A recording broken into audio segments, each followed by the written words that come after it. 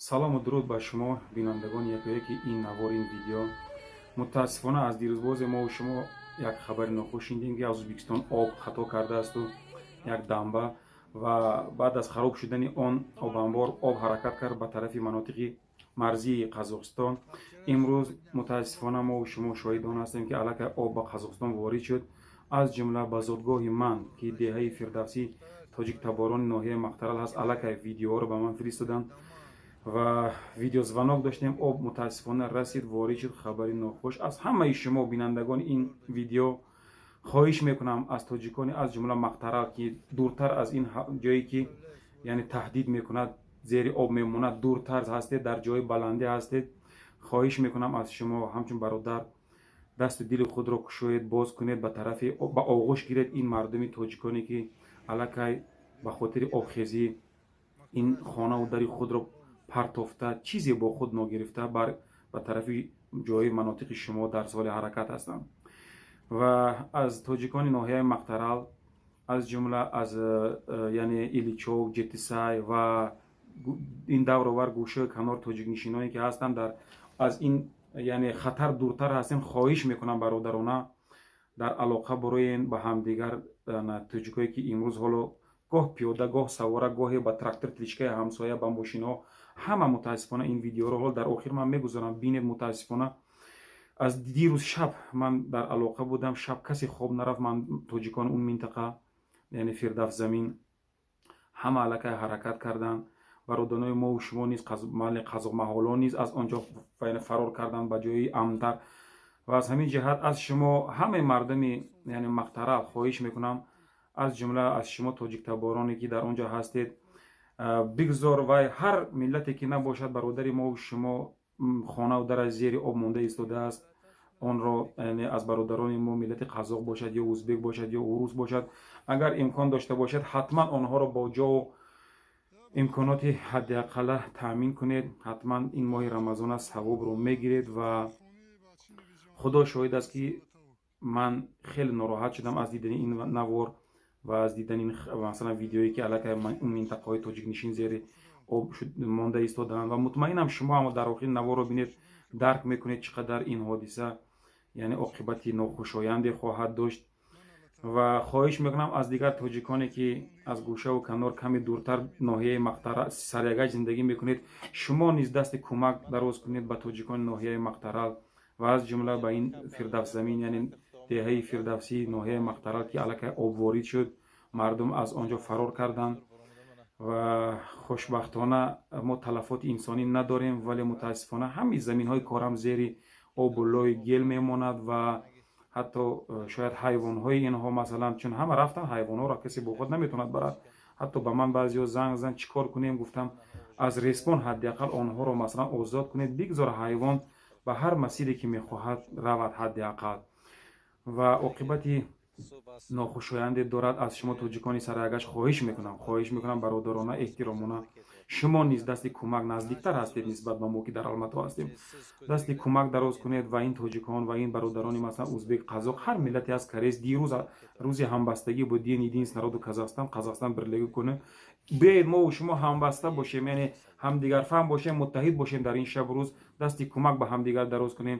хоҳиш мекунам эҳтиромона ҳар чизе ки доред ҳавлии худро ҳаддиаққал дар ихтиёри ин тоҷикону ин мардуми рафиқу дӯсту бародари мову шумо дигар миллатҳое ки сокини ноҳияи Мақтарал буданду аз ҷиҳати об расидан ба он ҷо фарор кардан ба тарафи манотиқи шумо, ба онҳо ҷо ҷавор диҳед, бигзор зиндагӣ кунанд. ин шояд ҳодиса мондагор нест, чанд рӯз пас шояд ҳодиса масалан ҳалли худро ёбад, боз инҳо баргарданд. вале муттаҳид будани мо, ҷасур будани мо, дасти ҳамдигарро гирифтани мо дар таърих мемонад ёдгорӣ.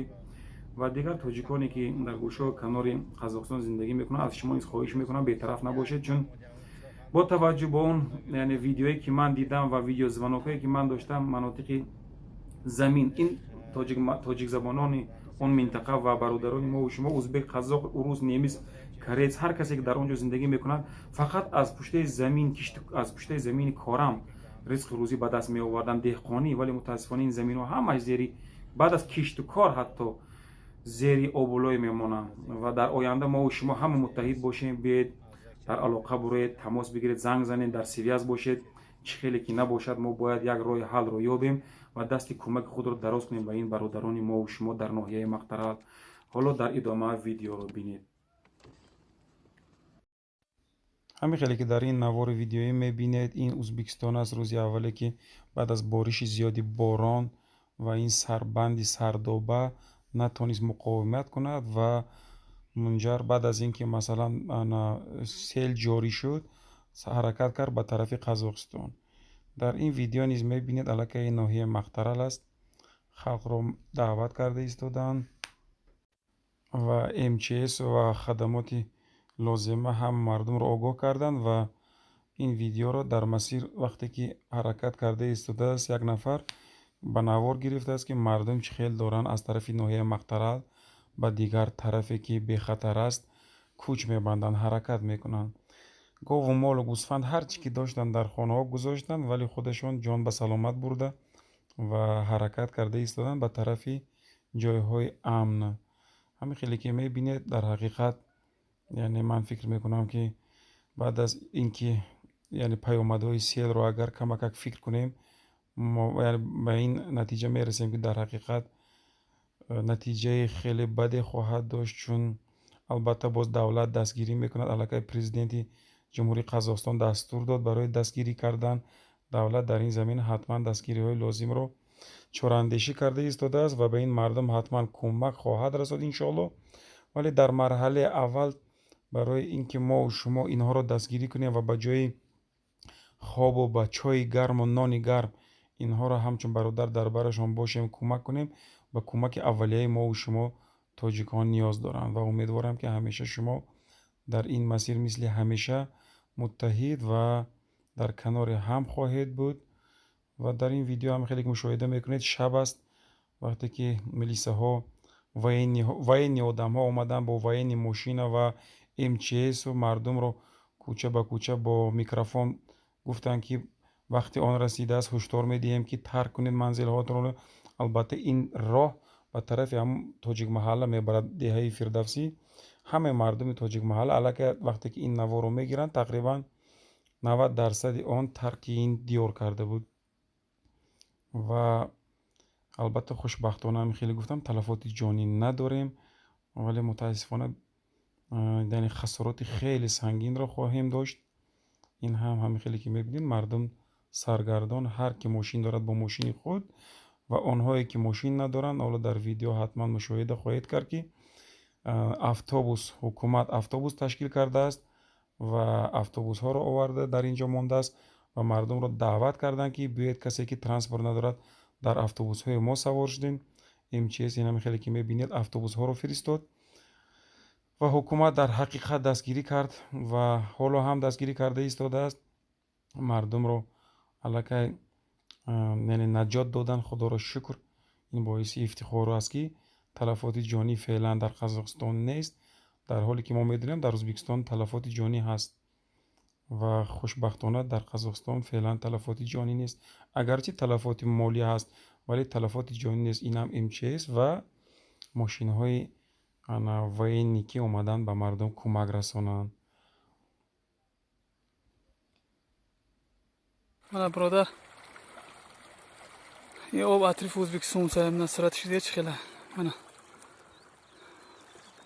من اکنون ما اطراف این ازبکستان اطراف سرداب پر شد اومد زمینا من کول من یه آب سرعتش من این زمینه که من شما گرفتم برادر پختش کردم پخته برون دیگه من تی آب شد. یا برادر من آب راجع آب برومده همینجا تا خونی بچی نبی جانه همین سر لطوک دیسا دید برادر بیاد براد برفتن در این قشلاق که پناش بخدا تا آبش خش شدن که پناه بخداش مکنیم برفت دیگه چارش مکنیم من آب من لطوک خدا میگوی داری زمین موندگی هم تلتوک خبره نه در 5 متر بلنده پناهاتو بخدا من برادر از پر شده برامده بود با اینجا محکم کرده بودیم با تراکتور خودمو آورده من با اینجا با ایسترک با او زد و همون طرف او وجه از لبی ازبر برامده من این طرف خونی ой мақсумино ин тараф ҳамсоямо ин тараф уже об мана ҳамт ранги вай барафтадааст. Дига хай худованд худашика нигоҳ дорад я хунаҳоро.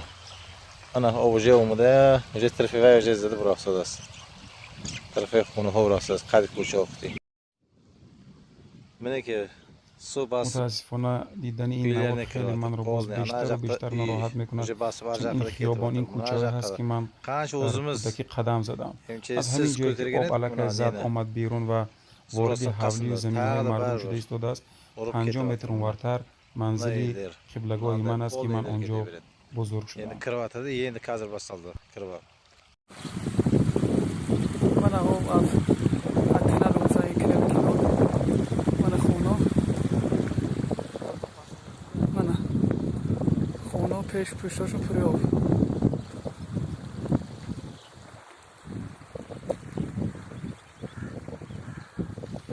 من کنار من خونا دیگه